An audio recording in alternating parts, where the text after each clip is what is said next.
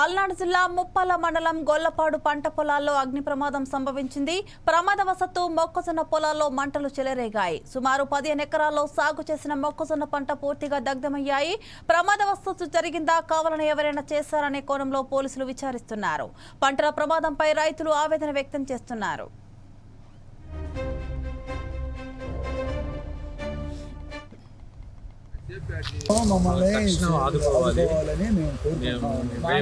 దయచేసి ఈ పంట నష్టపరిహారం ప్రభుత్వం గుర్తించి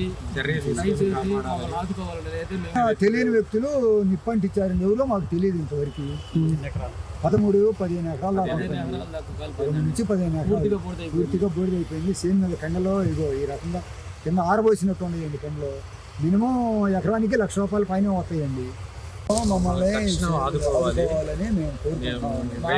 దయచేసి ఈ పంట నష్టపరిహారం ప్రభుత్వం గుర్తించి